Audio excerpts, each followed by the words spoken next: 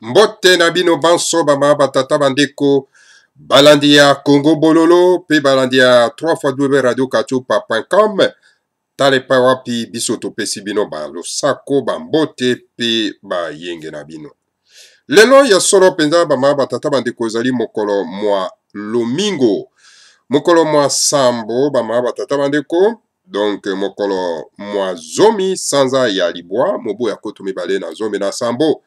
Bongo to komisoro pena na ngonga ya zomi na mwambi na miniti tukumitano ilingi koloba ete ngonga ya motoba na miniti tukumitano ya sima ya nzanga. Toye na numéro ya biso édition spéciale Congo Bololo. Donc numéro 59 numéro na biso ya tukumitano na libwa otoye nango na pokwa na lelo. Alors, bama batata bandeko, l'air est très grave. L'air est grave pour na yona ngai bama batata bandeko et sengelito zwa prise de conscience na ndenge l'air est komi grave pour na biso. Ngonga komi penza mabe pour na biso bama batata bandeko. Alors, et sengeli moko na biso to bananano ko fungola nano miso koyeba maemaza koleka na kati na mboka. Bon, l'information na ko pesa nano lelo dans un premier temps. Hippolyte Kanambe ale José Kabila aza ko atterrir na kati na mboka ya France, hein, et pa wapi moto babengi Macron, mokonzi ya ba français. Alors aza ko kutana na Hippolyte Kanambe. Alors donc, leçon à démocratie, oyo, bato bazana mikili na poto ba lobaka, ezana ngoka ga bla bla bla. Donc voilà, bango, bazan s'en foutait même na bino, même oza ko souffrir, ils s'en foutent de vous. Et donc ils ont compté seulement un terrain na bango. Voilà, il faut recevoir un imposteur, oyo, Baimboka bazako sala par tous les moyens babengana ye alongwa na kati na mboka na bango. Alors bama batata bandeko wana ezali briefing tout simplement information na ko pesa bino. Mais na uti ko yebisa bino ke l'air est très grave. Et sengeli moko na biso ameka ko sosolisa bandeko bayo bazako mona gravité ya situation te. Ba journaliste o baza na kati ya mboka. Omoni soki toza kotuka ba journaliste na kati ya mboka, ezate parce que tolingi bango te. Ozomona, soki le musu toza kotuka lokola ba tambwe na koma ba paya lézère, ezate parce que tolingi bango te. Mais parce qu'il faut pas prendre conscience. Batala kaka mabenga na bango te. Hein? Olieke na mboka bolobelaka makambo, ministre Songola Salibo, ministre Pakala Salibo. Te ko se contacte wana eza biloko moko ya pambala. Toza na ba ministre te na kati ya mboka wana. Toza na situation ya occupation. Et quand on a dans une situation d'occupation, yo kolobela biso makamba ba ministre asali boye, société esali boye, wana eza pure distraction. Hein? Mobiliser la masse. Va prendre conscience et occupation eza na mboka pour que le soulèvement populaire et pas bandeko et kokakoya. Mais ceux qui vont même bato na distraction que ministre Songola Salibo, ministre Pakala Salibo, c'est une pure distraction. Toi n'attends les sous wana te. Ba tout bazo kokenda beaucoup plus loin na plan na bango, il y a extermination ya ba bantu. Alors il faut moko na biso à prendre conscience. Ba religion nyonso bo prendre conscience. Boye ba ke moto azo kama mboka wana, c'est un étranger. Tala ba député européen, ba lobeli yango awa, bazo lobela yango. Hein? Ezali biso te batoto lobi yango, bango moko bato ba tieki ye na mboka, ba lobi yango, ba bi que c'est un étranger, ba tieki wana pour que abrade mabe na biso. Il parle, bazo loba yango. Mais pourquoi message on les a reliés par na bino kunate? Bino pe ba oyo bolanda kabande kumusus. Ezate ke omoni bato balobaka ke nzamba pambola yo uzoloba malamu ne pense pas que tout ce monde-là vous aime. Non, pas du tout. Hein? Bien que bazo mon aux en erreur, mais ils continuent à vous dire des choses comme ça. Hein? Mais les gens, oh bazo ça moi ba critique na bango, hein, et qu'on permette pour que on meka ko fungo la ressource davantage ko laki sabato et sika oyo bango baza koloba. Mais critique il y a kaka ya plaisir ya ko sa critique te, mais il faut ça la critique na sika oyo yo monike oza nango na bo socialité de façon que ba pesa bo socialité. Non? Situation toza nango eza situation d'occupation. Mais tant que mboka eza na situation d'occupation, et sengeli ba mboka nyonso tout baza na bo moko na bango pona ko combattre occupation. Ba journaliste, bateau tout, balanga njembo, bateau tout ensemble. Hein? Ils doivent parler d'un seul langage. Il faut pas le balilo ba moko. Ba mususu ba lo ba ke non Ndeko Kabila, ba mususu ba lo ka chef de l'État, ba mususu ba lo ba ka raïs. Mais boza ko luka ko éterniser ba paya na kati ya mboka. Siko ba mboka ba ko prendre conscience ndenge nini ke il faut combattre l'occupation. Hein? Tara bande kona biso ba Congo ma bazu sala soni ba Congo. Hein? Matezolo oyo azali kolabo monene ya Hippolyte Kanambe azokumisa Hippolyte Kanambe na parti politique na bango ya bakolabo. Tala ba mama ndenge bazokenda kuna keno bazobenga ba mama nso bakenda kosadere na parti politique ya bakolabo ezokumisa mopaya. Mais bino ba Congo basala bino ndenge nini? Hein? Nzinga kuvu ye kaka kotsa biso bapaya, hein? Ba kolon na kati ya ndako atie nyoka, ba nyoka bakoma kosoa batoti lelo. Bozo koba kaka na meme méthode. Bino basala bino boni, ba mvuta bino ndenge nini? Hein? Bino ba Congo. Bozo ba porte malere ya mabota yonso eza na kati na mboka wana. Sikoyo l'idée visionnaire, charismatique à bimi, kaka epa na bino. Alors, olibo simba yeba la maboko na maboko, bino kaka, bozo kozwaka mabanga, maloba ya mabe, kotindi kaka epa ya un leader visionnaire. Ntu mwana nzambe fumu mwana asimi. Bino ba Congo basala bino ndenge nini? Oyo mabota ya ndenge nini? Mama batata bandeko. Te. Eza kopesa vraiment kanda ya kosakana te mama batata bandeko. Que ce peuple. Alors, na yango mama batata bandeko. Lelo na pokwa lelo nga naza kaka na Congo dieto misato. Oyo na kotangela bino. Alors, nde tokokabwana na pokwa lelo mama batata bandeko. Ba Congo dieto oyo le grand maître de la sagesse comme Fumu Nsemi atindi awa tokoka kotangela bino mama batata bandeko. Alors, vraiment, situation est très grave. Toke na Congo dieto, bolimbisi, toke na Congo dieto 3186. Le grand maître Fumu Nsemi prodigue un sage conseil aux politiciens de l'Angola et aux politiciens du Congo-Brazzaville. Fumu Nsemi azopesa mateya na ye epai ya bakonzi ya Angola pe na bakonzi ya Congo-Brazzaville. Cela fait plus de 5 ans que le grand maître Fumu Nsemi a prévenu les politiciens de l'Angola et du Congo-Brazzaville. Puisque, en République démocratique du Congo, ces choses sont faites.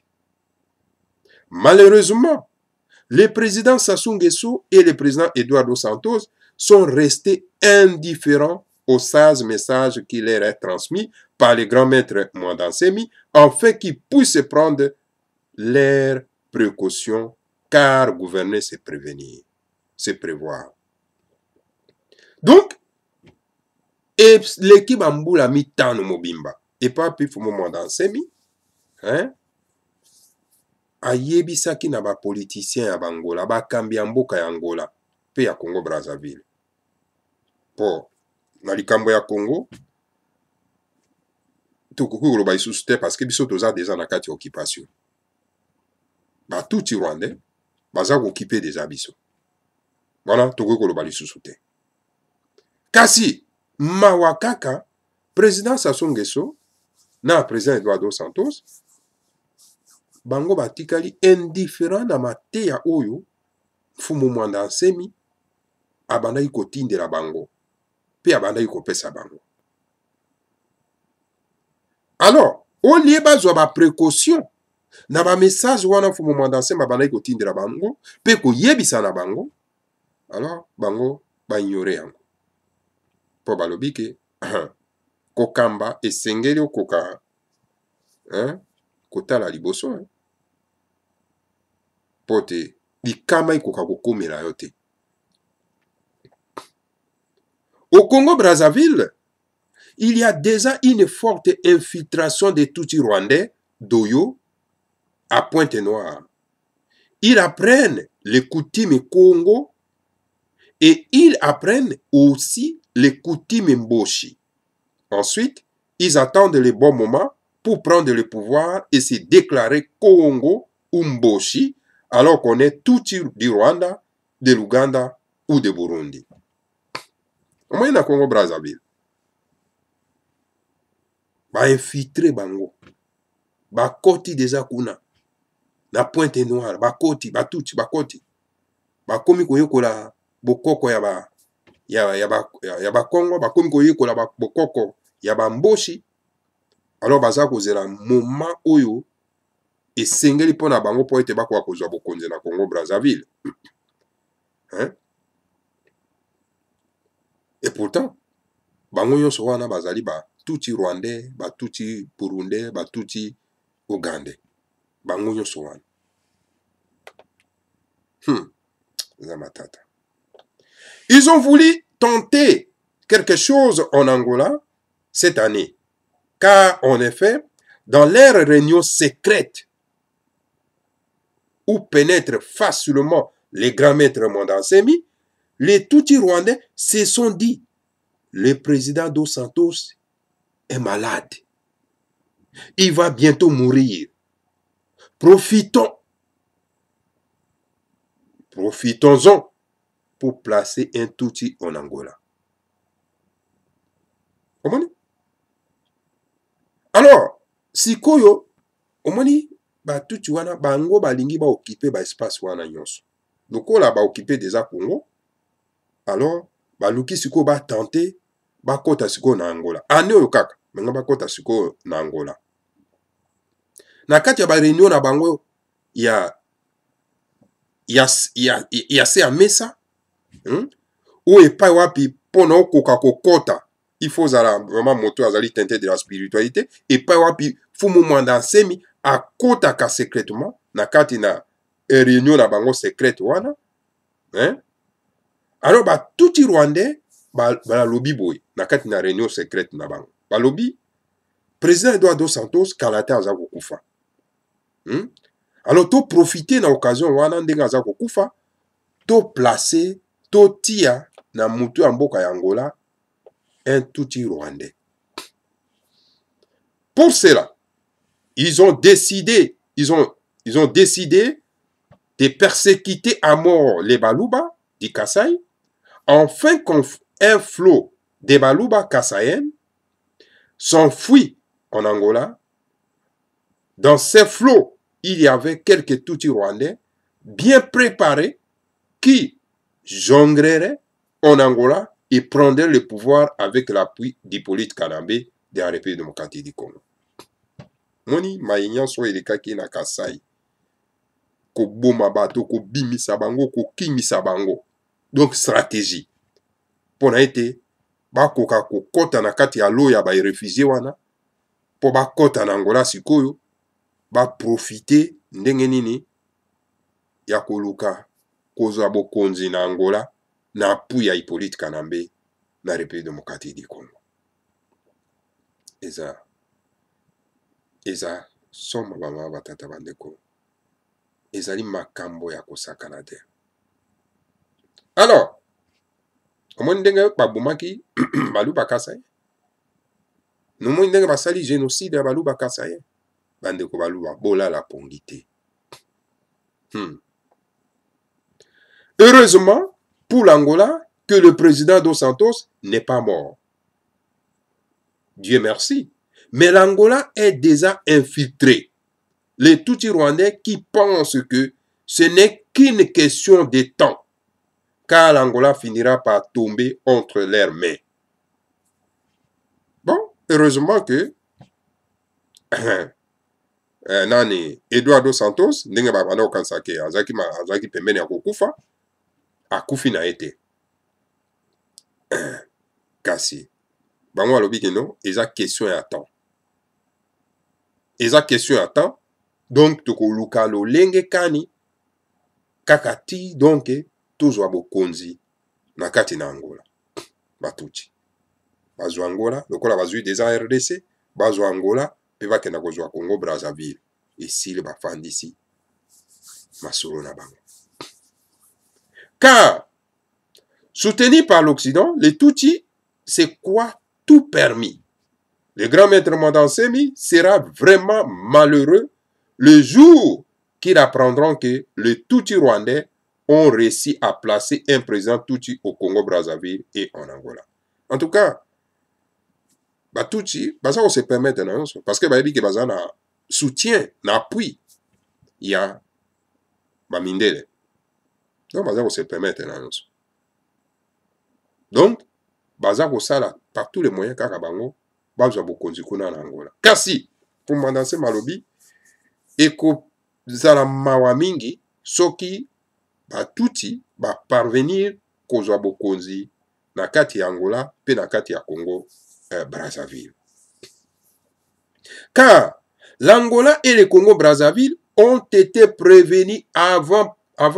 Pourquoi n'ont-ils pas pris les précautions capables de protéger leur pays de l'aventure que connaît la République démocratique du Congo? Sans doute, l'excès de confiance du président Sassou Nguesso envers l'Occident et sans doute encore, c'est l'excès de confiance du président Dos Santos envers l'Occident. Angola azaki déjà prévenu. Bango na Congo Brazzaville. Bazaki déjà prévenu la situation. Mais pour na nini bazwaki ba précaution te ba mesure te oyo ekokai ko ba protéger mboka na bango na ba aventure oyo République démocratique du Congo za ko connaître lelo na kozalaka na moto ya mboka un étranger imposté politique kanambe tout rwandais. Pour na nini tout simplement parce que Eduardo Santos, Sassou Nguesso, a toujours la confiance na Mamindele awa. Et Eduardo Santos aussi, parce qu'il a la confiance na Mamindele. Et voilà donc, a eu la précaution yon so wanate pour éviter te tout tu vas koka kozwa bokonzi respectivement na mboka na mibale Congo Brazzaville na Angola. Tout ça va koko ba ma batata bando. Situation grave. Car soutenus par l'Occident, les Tutsis croient fermement qu'ils réussiront à décimer les Bantous et à placer partout en Afrique centrale des présidents Tutsis. Malheur à ceux qui comprennent toujours en retard et malheur au Congo-Brazzaville et l'Angola qui ne tirent pas profit de l'existence en ce début de l'ère du Verseau d'un grand messager des dieux Bantous dans l'espace de l'empire du Congo d'Antotela qui s'étend depuis le sud de l'Angola jusqu'au sud du Cameroun. C'est ça ma tante. Alors, au moni, Tutsi, tellement que Bazali soutenu na monde occidental. Alors, Bazako, croire na nyon surtout, que Bako réussir na plan na bango, ya ko éliminer ba Bantu nyon son nakati na Afrique centrale. En plaçant ba président nakati ya mito ya bamboka wana. Alors, mawakaka na ba oyo ba comprenaka makambo toujours na retard.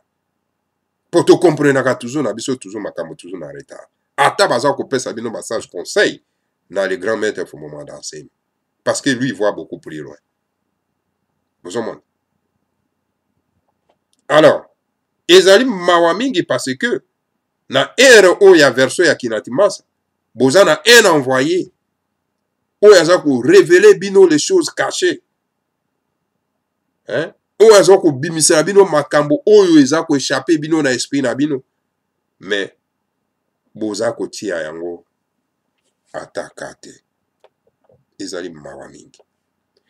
Inutile de vous dire que les Sao Tomé, les Gabon, la Guinée équatoriale et les Cameroun sont aussi dans le viseur de Tutsi, car il s'agit de créer en Afrique centrale l'empire Hima-Tutsi. Bamboko wana misusu wana, hein? Sao Tomé, Gabon, Guinée équatoriale, Cameroun, nyonso wana donc Tutsi bazo viser yango pour te créer empire na bango qu'on appelle l'empire Hima. Parce que ils ont la mémoire na bango. Ils ont la conception na bango.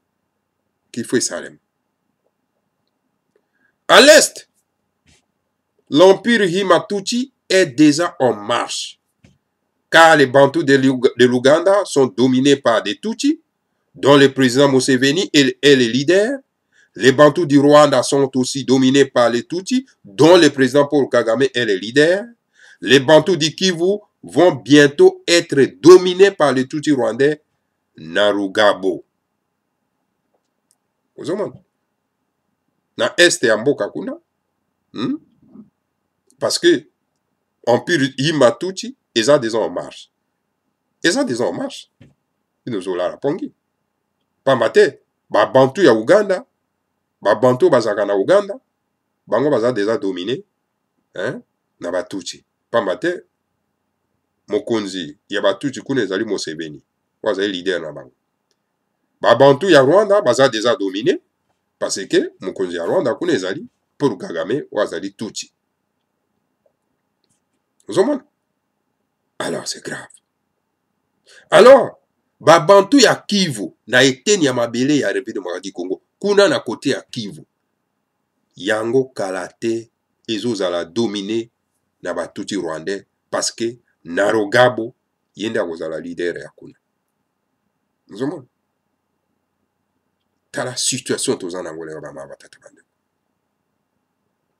Les Bantous du Burundi sont fortement infiltrés par toutes sortes de Tutsis. Voyez déjà l'espace qu'occupe l'empire Hima-Tutsi à l'est. Pour lui faire face, à les contrecarrer,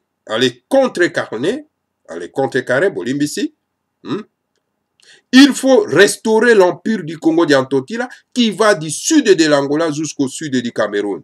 C'est le seul empire qui pourra vaincre le Tutsi avec la puissance de Dieu Bantou. Alors, kuna na mboka ya Burundi, ba Tutsi baza déjà infiltré na kati. Kuna kutu kolobate baza déjà infiltré. Alors, bomoni bino moko ndenge nini empire Hima-Tutsi ndenge za ko occuper espace. Bomoni ndenge za ko occuper espace.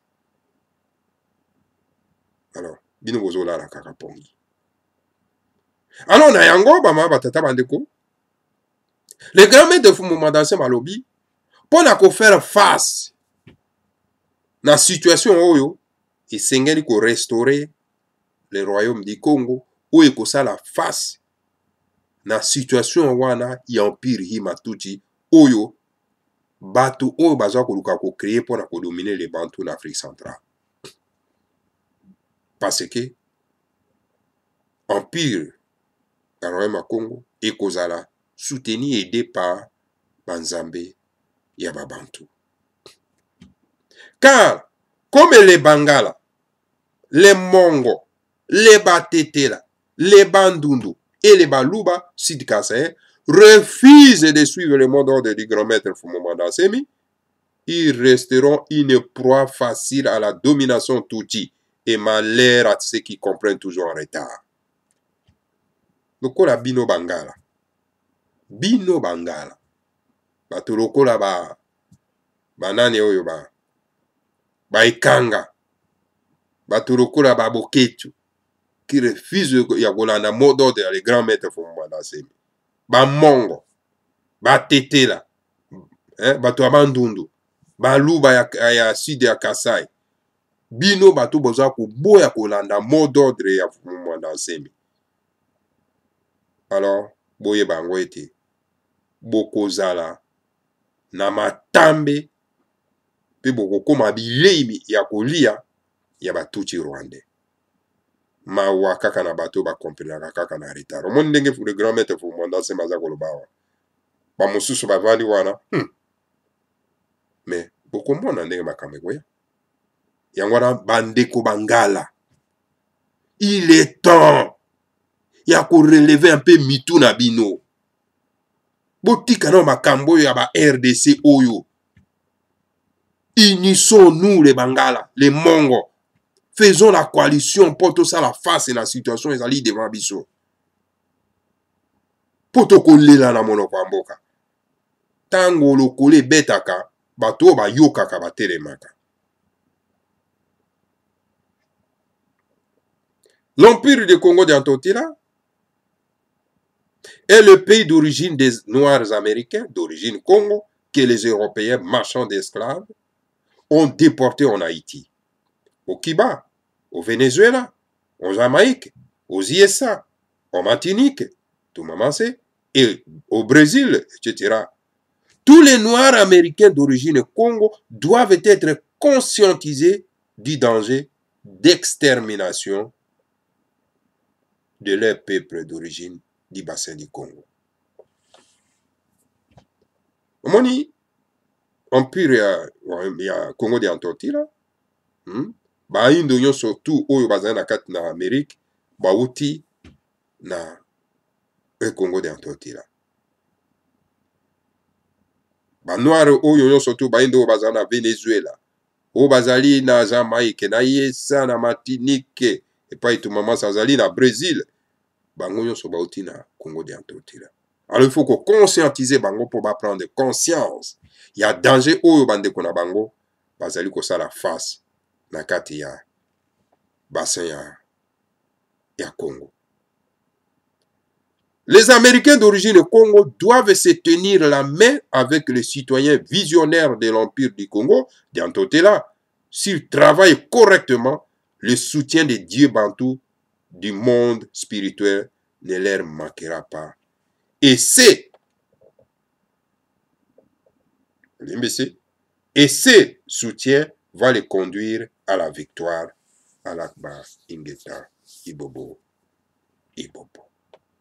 Voilà. Donc, Sengeli, qu'on conscientiser, Américains ou Bazali d'origine Congo, pour être simba na maboko na ndeko na bango oyo batika na kati na Congo de Antotila.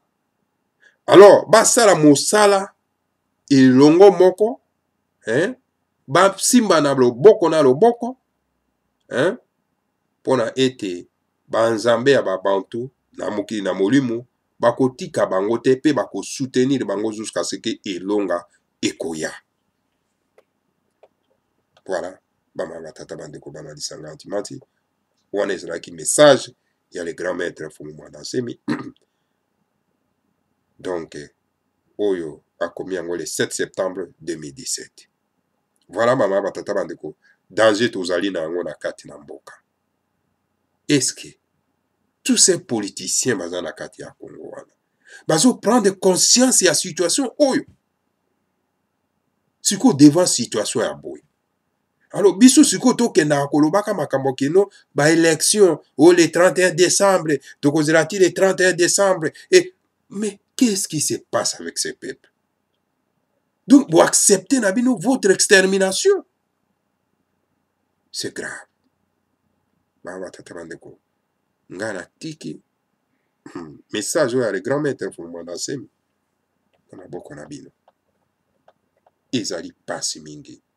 Pe ezali mawa. Na bandeko ba comprendaka makambo toujours na retard. Ezali mawa mingi. Voilà. Bama batata bandeko bana lisanga atimati. Na kena rombango. Na Congo dieto ya mibale. Bongo wana tokoya kosukisa en tout cas na pokwa na lelo kongo dietu ya mibale toza kopesa bino bamama batata bandeko ezali kongo dietu oyo fumo mwanda nsemi asadrese epai ya Hippolyte Kanambe kolanda na bokebi nyonso bamama batata bandeko. Le grand maître Fumo Mwanda Nsemi donne un avertissement divin à Hippolyte Kanambe. Les faussaires tout rwandais ont repris démocratie du Congo. Fumo Mwanda Nsemi appelle ici avertissement. Et puis, il y a Hippolyte Kanambe. Hippolyte Kanambe a fait tuer Laurent Désiré Kabila. Hippolyte Kanambe a fait massacrer 1 millier d'adeptes de Bundu Dia Congo au Congo central. Hippolyte Kanambe. Et les a fait jeter dans les fosses communes. Sous les soins du général House, un général zambien naturalisé belge. Donc Hippolyte Kanambe a boma Laurent Désiré Kabila, Poiswa Bokonzi. Hippolyte Kanambe a massacré sur le président adepte ya Bundu Dia Congo, na kati na Congo central, pe a bwaka bango na kati ya ba fosse commune na mabulu, hein? Donc na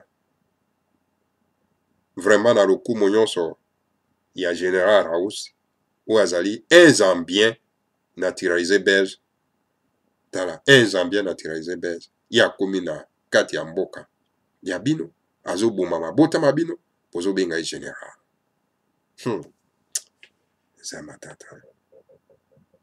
Hippolyte Kanambe a fait massacrer des milliers de Congolais dans la région de Kinshasa et les a fait jeter dans des fosses communes. Hippolyte Kanambe a fait massacrer actuellement des milliers de Baluba et les fait jeter dans les fosses communes. Car le Tutsi rwandais veut mettre main basse à la terre du site Kasaï plein de diamants.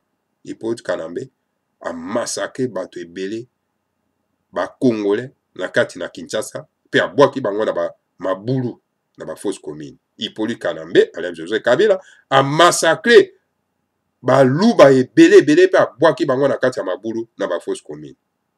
Et donc ba Tutsi rwandais balingi nini bazwa kita oyo ezali na kati ya Kasai acide bazwa diamant nyonso ezali kuna ekoma na maboko na bango. Quand Hippolyte Kanambe a entendu qu'il y a des journalistes blancs qui sont en train d'enquêter au Kasaï, il a ordonné à ses collabos kassaïens de massacrer ces blancs. Sinon, ils vont amener l'information du massacre kassaïen à l'extérieur. Comment dit tango ba envoyé spécial aux Nations Unies, ba kendaki kuna. Donc, Hippolyte Kanambe, donc, a epesaki vraiment mot d'ordre na ba collabo kassaïen pour ete ba boma ba journaliste wana bayaki pona ko investiguer ba massacre esalemaki kuna. Balobi Hippolyte Kanambe alobi botika bango te parce que soki bazwi ba information wana bakokende nango kuna alors biso tokoya kosambwa awa. Ainsi dira. Alors donc voilà, maman tata bandeko. Ainsi dira un collabo d'Hippolyte Kanambe au Kasaï. Le président Kabila nous a donné la permission de tuer ces blancs. Donc, collabo moko Kasaïen a tellement kuna lobi que non, biso batindaki biso na Hippolyte Kanambe poto boma ba mindele wana. Ainsi, le collabo kassaïen d'Hippolyte Kanambe a tué cette femme blanche, lui a coupé la tête et s'est mis à se prononcer avec cette tête en disant « Je l'ai tué car le président Kabila nous donnait le feu vert de le tuer pour qu'il ne fasse pas sortir l'information sur le génocide kassaïen. » Voilà, un collabo kassaïen, il y a Hippolyte Kanambe, a bomi mwasiwana, a kati moto. Alors, alobi ki non, na kati moto, to bomi pour président Kabila tindaki biso. hein? Hippolyte Kanambe atindaki biso, hein? Pesa biso fait vert poto ko akoboma ye po ete akoka kobimisa. Donc ba information ya génocide oyo tosali na Kasai te. Hippolyte Kanambe et ses frères Tutsi rwandais ont massacré des milliers d'autres Congolais dans toute la République démocratique du Congo et les ont jetés dans de fausses communes. Or, la loi divine est formelle, à savoir, qui tue par l'épée, périra par l'épée. Hippolyte Kanambe, na bande konaye ba Tutsi rwandais, ba massacré bato ebele ya ba Congolais na République démocratique du Congo. Ba bwaki bango na kati ya mabulu, na ba fausse commune. Or, na mobeko ya tata Nzambe elobi ete oyo akoboma na mopanga ye pe akokufa kaka na mopanga. Conformément à cette loi divine, à moins que Hippolyte Kanambe puisse s'enfuir et aller au Rwanda, à Dar es Salaam, en Tanzanie ou aux îles des Seychelles, sinon s'il reste en République démocratique du Congo, il subira la même rigueur de la loi divine qui dit que qui tue par l'épée périra par l'épée. L'œil pour œil, dent pour dent, car chacun doit récolter ce qu'il a sémé.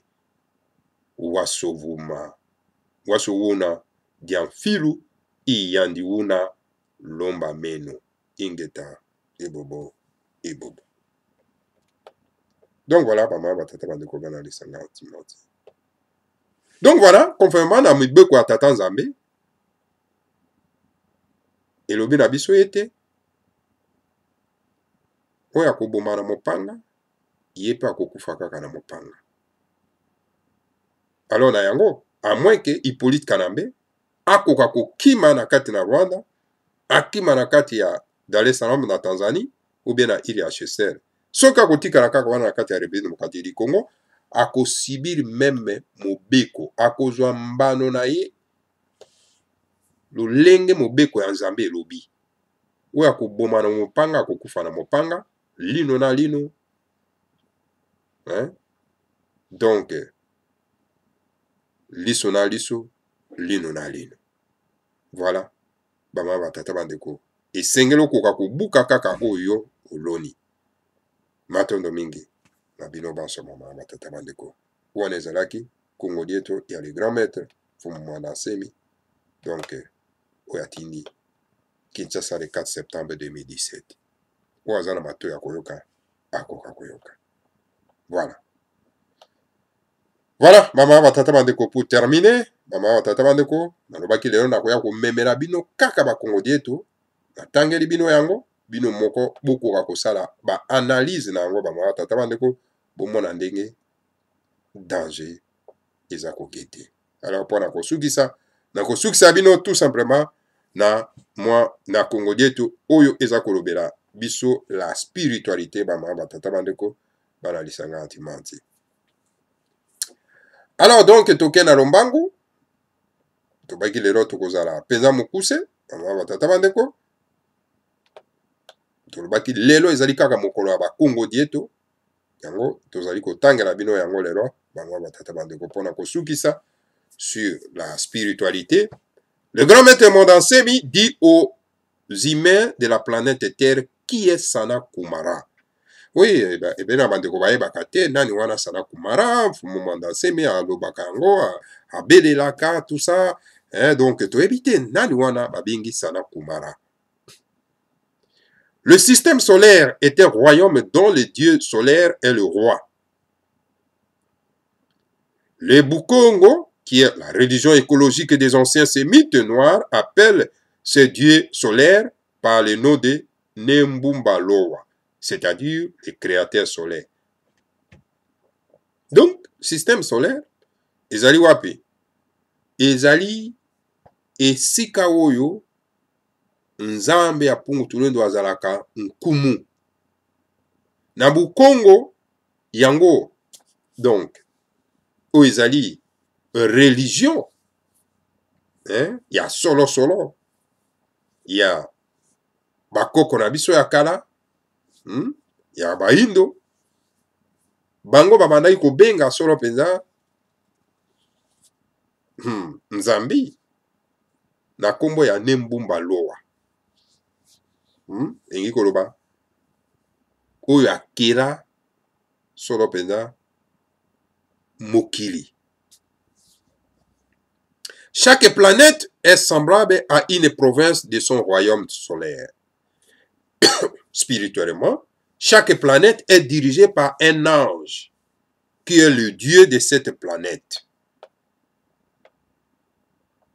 Ainsi, Nemokulukulu ou Nemokulu Mtoto, c'est le génie de la planète Terre. Nemanizaka, c'est le génie de la planète Jupiter. Nekavita, c'est le génie de la planète Mars, etc. Makambo nyonso bakotia bino na mokanda ya pambala oyo ba Rome ba memela bino yango te babengi Biblia. Komona tous les politiciens vandi kaka oh Ezekiel balobi boy, oh na Biblia balobi boy. C'est de la foutaise. Ko bebisa tango na yo kotanga kama makambo ya pambala. Oye mema bino so pena na colonisation spirituelle. Bino bayindo boko comprendre makambo ndenge nini. Oh bozo perdre temps na bino ya kotanga ka ba makomi wana.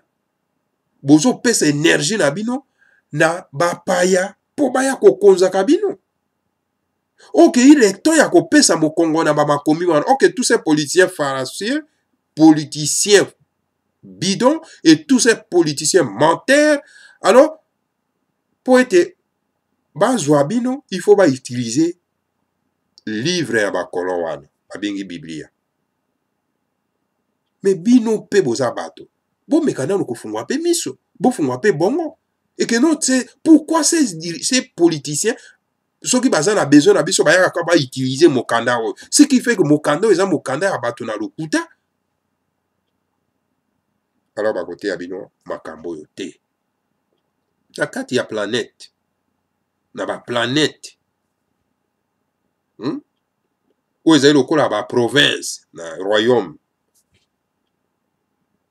Alors il faut koyeba bango ke na bonzambe ba planète ezali kotambwisama na ba kengeli na ba ange.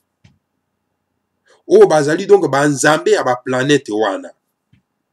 Na yango Nemokulukulu ou bien tobengi ye Nemokulu Ntoto yazali mokengeli nzambi, otolo babo nzambi ya mabele.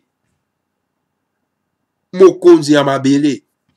Mokulukulu, Mokulu Ntoto. Kombo na ye nzambe ya mabele, kombo na ye Mokulu Ntoto. Planète Terre. Ekambami na Mokulu Ntoto. Nemaninzaka yazali oyo azali solo azali kokamba planète ya Jupiter. Il faut boyeba chaque planète ezali na mokambi na yango. Mokambi. Alors Nekavita yazali mokambi ya planète Mars bongo na bongo. Pas la planète Zébel. Tous les dieux des planètes du système solaire ont un messager qu'il envoie souvent pour apporter un certain message aux hommes de la planète Terre. Moni, banzambe, ya ba planète ya système solaire. Bazalaka na messager na bango, c'est motinda mi na bango. Ou epa batindaka ye po akoka koya kopesa message mateya maloba na kati ya biso na kati na mokili. Message ayaka pona koteya ko prévenir bato. L'actuel messager de Dieu planétaire s'appelle Sana Kumara. Et alors, lors du mariage de grand maître Mondansemi et Yaya Lubondo, ces messagers de Dieu planétaire, Sana Kumara, Bolimbisi, leur avait envoyé un message de félicitations car pour Sana Kumara, le grand maître Mondansemi vient ainsi de trouver son âme sœur. Donc voilà. Tolobi wanake. Nakat na mabele message ayaka. Pona kopesa bato baimboka mateya. Alors sikoyo sikoyo messager ya planète oyo, messager na kati na mokili oyo, na kati na ba planète, na kati na planète Terre, babengi ye Sanna Kumara. Yango wana omonaki na mariage oyo esalemaki ya grand maître Mwanda na ya Lubondo, motindami wana ya Nzambe ya Mpungu Tolendo na mokili oyo na kombo ya Sanna Kumara atindaki liloba ya félicitation ya esengo epai ya Fumu Mwanda Nsemi.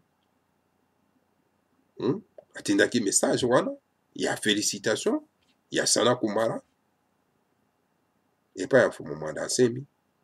Pona nini? Parce que Fumu Mwanda Nsemi auti kozwa sikoyo molongani na ye oyo bakokani pona kosala mosala oyo ayenango na kati na mokili oyo.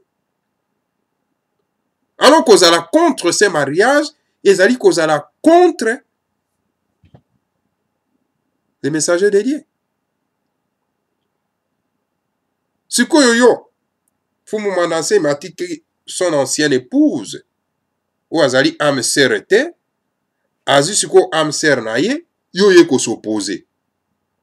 Mais yo lobe oza kolanda ye, mais ozwi photo ou bien image ya ancienne femme épouse na ye, yo oza ko brander yango. Donc ozali contre les mariages ya Fumu Mwanda Nsemi avec na âme sœur na ye oyo ba se retrouver pona kosala mosala ya libération ya baindo. Voilà un danger. Il faut ne si qu'on a bon mekapi ko sosoro malamu.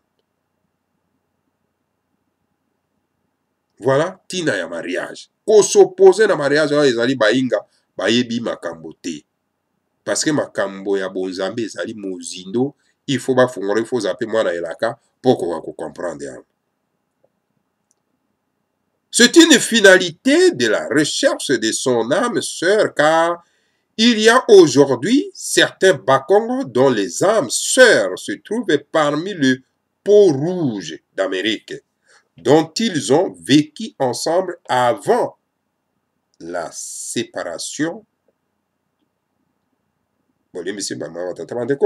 Donc voilà, dont ils ont vécu ensemble avant la séparation de l'Afrique et de l'Amérique. Car l'actuel Brésil, que vous voyez, et le golfe de Guinée, qui est le golfe du Congo, Diantotela, était un seul pays avant la séparation, et le fleuve Mwanza, le puissant fleuve qu'on appelle le fleuve Congo aujourd'hui, n'est que la deuxième branche du fleuve Amazon en Amérique du Sud. Ingeta, Ibobo, Ibobo. Donc, il y a un homoni qui, oyo, se prétendant qui pona ko s'opposer na mariage oyo Fumu Mwanda Nsemi asalaki parce que baza na bango bainga bayebi na bango makambo te. Ozoma pendant que même na bakongo ibele baza na ba âme sœur oyo bango babungisa bazali kuna sikoyo parmi na loposo ya motane na Amérique. Et pona ni bavandaka ensemble mais se séparaka parce que Afrique na Amérique et se séparaki. Pamate Brésil o bozo komona lelo ezaki lisanga moko na golfe ya Guinée wapi ezali donc eteni ya mabele ya Congo Diantotila parce que bango bazalaki mboka moko kasi baki ko se séparer tango oyo mabele isilaki kokabwana. Alors le fleuve ebale ya Congo tobengi ebale ya Mwanza bomoni yango ezali tout simplement eteni ya mibale ya ebale ya Amazon. Tango ekabwani mabele ekabwani Amazon ekei alors ebale ya Congo tobengi fleuve Mwanza ebale ya Mwanza yango etikali. Fleuve Mwanza ngoba donc le puissant fleuve. Voilà, bama batata bandeko bana disanga antimati. Oyo na memelaki bino na pokwa lelo yango wana ba Kongo dietu bino moko en tout cas bokoka ko analyser bozwa bososoli parce que boyebi eza eloko malamu boyinga nde eza eloko mabe matondo mingi na bino banso tokute na bino na mbala ya nsima si 3 fois radio kachopa.com pe na kati na Kongo bololo matondo mingi ingeta ibobo e ibobo